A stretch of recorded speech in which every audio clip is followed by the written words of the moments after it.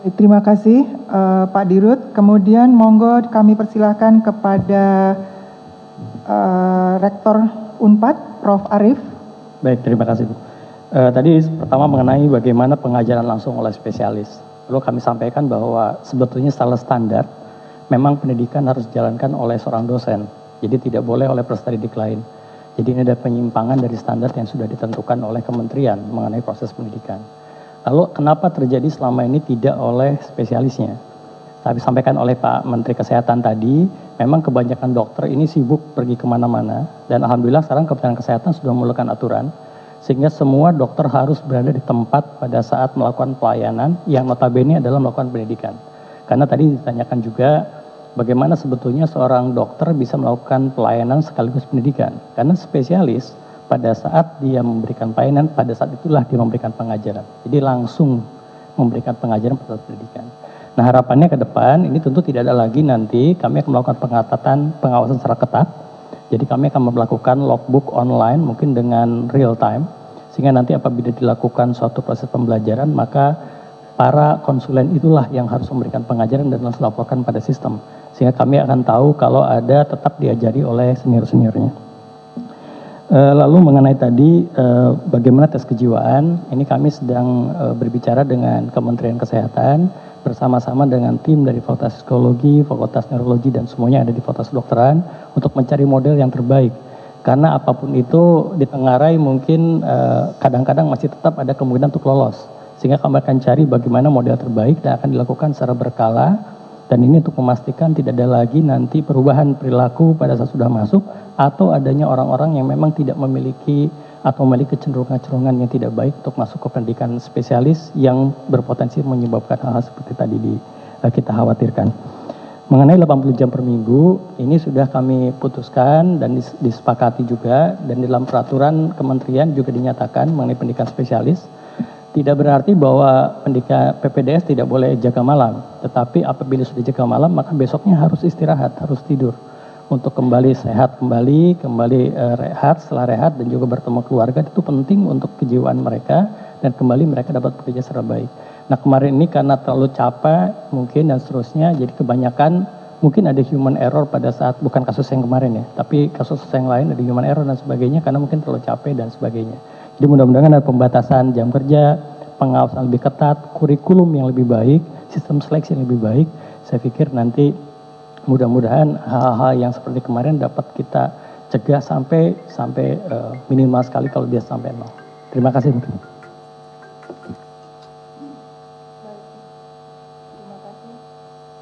kasih Prof. Teguh. Pak Menkes, ada beberapa pertanyaan kepada Bapak, yaitu dari Detik terkait dengan pengawasan di rumah sakit, apakah Kemenkes akan ada evaluasi, kemudian juga tentang tes psikologis itu punyanya Kemenkes atau Kemendikristi, kemudian juga tadi tentang disiplin jam kerja. Monggo Pak Menkes. Ya. Jadi yang pertama tadi Nafila ya dari Detikcom bertanya mengenai pengawasan di rumah sakit. Kami lihat memang harus ada perbaikan yang serius di rumah sakit pendidikan. Bagaimana secara keseluruhan si peserta didik program dokter spesialis ini itu harus selalu bekerja atau belajar diawasi oleh gurunya. Jadi tidak boleh dia dilepas begitu saja. Nanti kami akan perketat karena itu tadi yang disampaikan Pak Rektor, kami sering dengar tuh bahwa konsulennya tidak mengajar mereka, yang ngajar malah seniornya. Itu serius itu dan itu harus perbaiki. Khusus untuk anestesi, karena ini kejadian di Semarang dan kejadian di Bandung, kita lihat begitu prodinya kita tunda, itu rame malah program layanan anestesia, bukan pendidikan anestesia. Jadi begitu kita hentikan PPDS anestesi untuk hadir di rumah sakit Kemenkes, ketahuan ternyata bahwa banyak dokter anestesi yang tidak bekerja di rumah sakit. Saya mulai mengamati bahwa ternyata yang melakukan pekerjaan anestesi di rumah sakit di ruang bedah adalah PPDS-nya. Dan ini bukan hanya buruk untuk pendidikan, ini sangat buruk untuk patient safety. Dan ini kejadian ini terjadi. Ya, jadi saya serius akan memperbaiki cara kerja dokter-dokter anestesi bahwa di seluruh dunia demi patient safety, sejak pasien masuk ruang operasi sampai keluar, itu dokter anestesia harus selalu ada di situ. Ya, karena kalau terjadi apa-apa, pasiennya bisa celaka. Di Indonesia ternyata prakteknya banyak yang keluar, begitu sudah tidur langsung keluar itu dokter anestesinya. Jadi praktek-praktek seperti ini berbahaya sekali dan tidak mengikuti standar dunia untuk best practices. Ini ketahuan pada saat kita bekukan sementara itu prodi anestesi di Rumah Sakit Karyadi dan Rumah Sakit Hasan Sadikin. Dan saya dengar ini terjadi hampir di seluruh rumah sakit pendidikan. Jadi yang mengerjakan pekerjaan konsulen dokter anestesi adalah PPDS-nya, adalah muridnya. Jadi sangat berbahaya. Jadi saya akan sangat serius memperbaiki pengawasan baik dari kerja, dan jangan sampai si dokter PPDS ini bekerja secara berlebihan dan dia tidak dibayar. Yang dibayar tetap dokter anestesinya, tapi yang kerja itu PPDS-nya. Jadi praktek-praktek seperti ini nanti akan secara keras kita perbaiki agar dokter anestesinya lah yang harusnya bekerja, PPDS-nya melihat dia bekerja, atau kalau pun PPDS-nya diberikan kesempatan hands-on, harus ada dokter anestesinya di sana. Tidak bisa ditinggalkan begitu saja, karena ini sangat berbahaya bagi patient safety. Itu contoh-contoh pengawasan yang akan kita lakukan secara serius menjawab pertanyaan Nafila tadinya. Menjawab pertanyaan Linda dari Jawa Pos. Ya. Pak, itu konsulen nanti gimana? Kan sibuk dia sambil bekerja, kok masih ngajar? Memang tugasnya atau pendidikan dokter spesialis ini pendidikan profesi ya, pendidikan keterampilan. Jadi memang si peserta didik itu harus melihat dokternya atau konsulennya itu bekerja seperti apa. Jadi pertama mereka harus melihat. Tahap kedua mereka harus melakukan tapi didampingi oleh seniornya atau bukan senior, oleh konsulennya dan dibantu oleh konsulennya. Tahap ketiga baru mereka melakukan sendiri. Tapi tetap diawasi oleh gurunya, oleh konsulennya.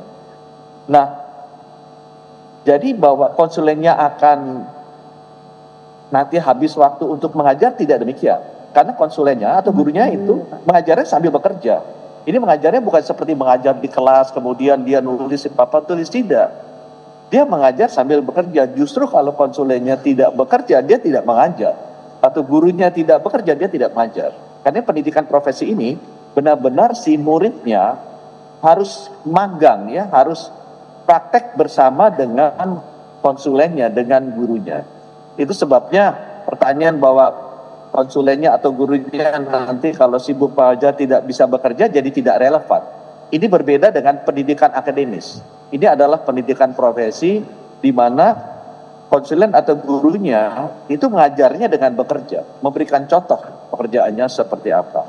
Lina juga tadi nanya mengenai uji psikologis. Kita tanyakan sajalah ke ahlinya. Kita sudah tanya ke kolegium psikiatri ya, kedokteran jiwa, dan sudah mendapatkan jawaban dari mereka. Ujiannya seperti apa? Ya banyak pihak yang tidak ingin dilakukan. Ya ini kejadiannya karena itu, karena tidak pernah dilakukan. Ini ketutup-tutupi, kondisi mental PPDS tidak diketahui, akibatnya meledak seperti ini. Ya kasihan juga para PPDS ini. Itu sebabnya ujian psikologis ini akan kita lakukan bersama-sama antara Kementerian Kesehatan dan Kementerian Pendidikan. Instrumennya seperti apa ya kita tanya aja ahlinya. Saya sudah bicara dengan kolegium dari spesialis jiwa dan psikiatri, mereka ada toolsnya. Itu di luar negeri pun sudah standar. Jadi kalau Pak ini nggak ada ujiannya, nggak efisien, nggak efektif, ini ada kok di luar negeri. Pendidikan dokter spesialis ini kan sudah puluhan tahun ada. Jadi kita ambil best practice-nya dari mereka dan itu di endorse ya, divalidasi oleh ahli-ahli dari kedokteran jiwa.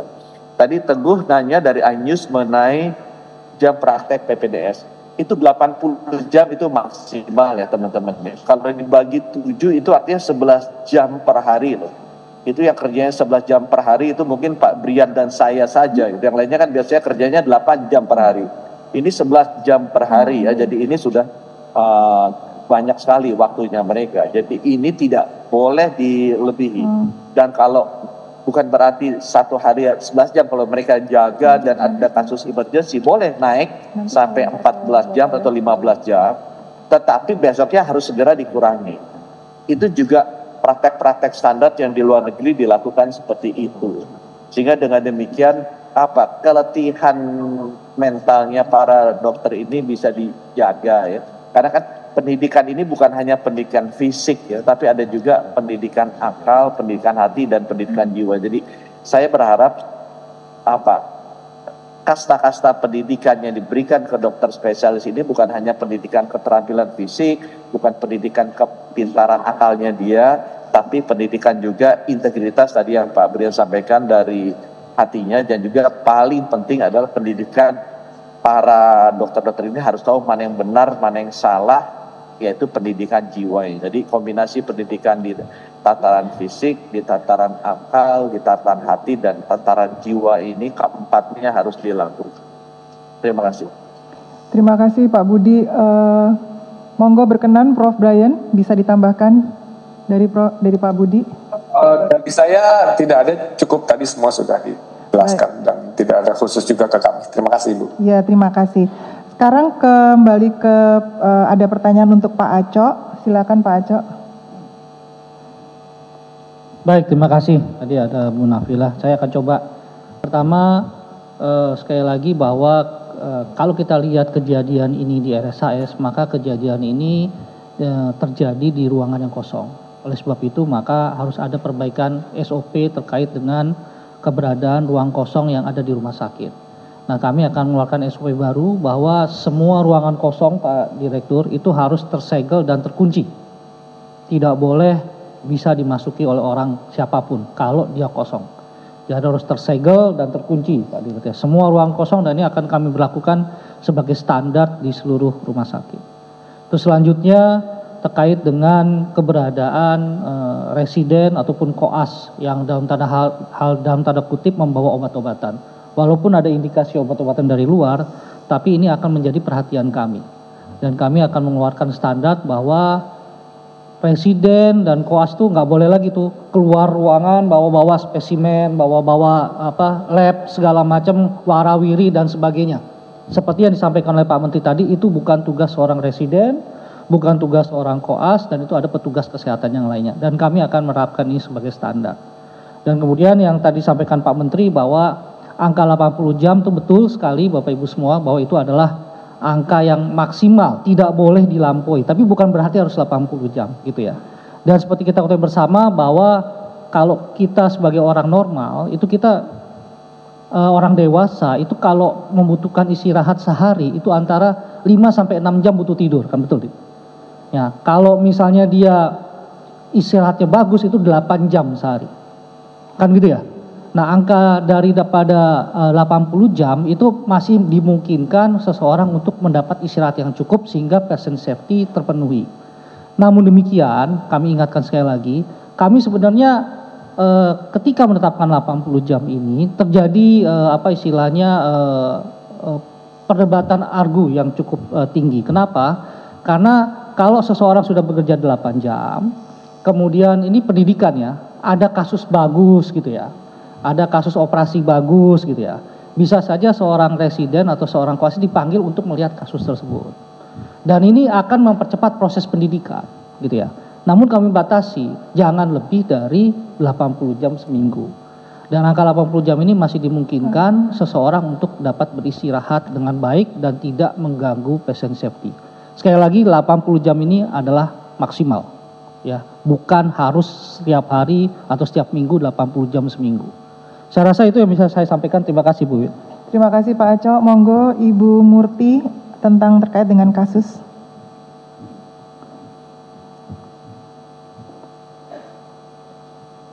Baik, terima kasih. Saya mencoba menjawab pertanyaannya dari Detikom Mbak Nabila. Jadi kami di Inspektorat Jenderal Kementerian Kesehatan sejak tahun lalu sudah membuka akses layanan pelaporan perundungan ya. Dan sampai 30 Maret kemarin kami sudah mendapatkan laporan sebanyak 2.621.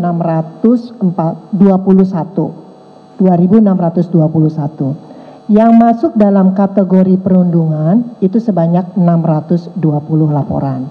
Ya. Tadi ditanya spesifik oleh Mbak Nabila, apakah ada pelaporan kekerasan seksual dalam hal ini pemerkosaan? Secara spesifik pemerkosaan tidak ada, tapi memang ada pelaporan pelecehan seksual dari peserta PPDS. Itu ada 3 laporan yang sudah masuk dan sudah kita tindak lanjuti.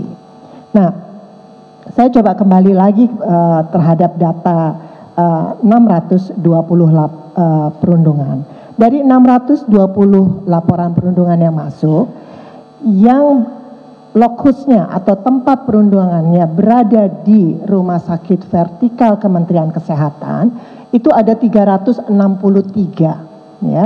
363 laporan. Dan untuk di luar rumah sakit vertikal itu ada 257. Nah, 257 ini biasanya saya berkolaborasi dengan Ibu Irjen Kemendikti Saintek untuk lokus-lokusnya di mana, dan beliaulah yang nanti akan berkoordinasi dengan teman-teman dari FK ya. Nah, dari laporan yang sudah kita tindak lanjuti, teman-teman sekalian, memang ada 3 rekomendasi yang kita mintakan untuk dihentikan prodinya. Yaitu ada 3, yaitu ada di rumah, pertama adalah prodi anestesi di Rumah Sakit Karyadi, ya, sampai saat ini belum kita buka. Ya. Kedua, terjadi di Rumah Sakit Kandau dan Universitas Samratulangi, itu di prodi penyakit dalam. Dan yang terakhir ini kecepatan dari responsif dari Pak Dirjen menutup sementara gitu ya Pak Dirjen ya, untuk prodi anestesi di Rumah Sakit Hasan Sadikin bersama Unpad.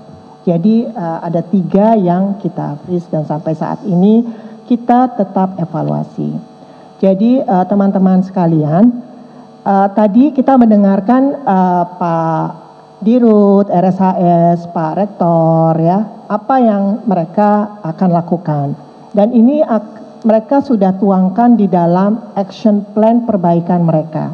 Nah, action plan ini akan kami monitoring, akan kami evaluasi bersama dengan Ibu Katarina sebelah saya, Ibu Irjen Kemendikti Saintek.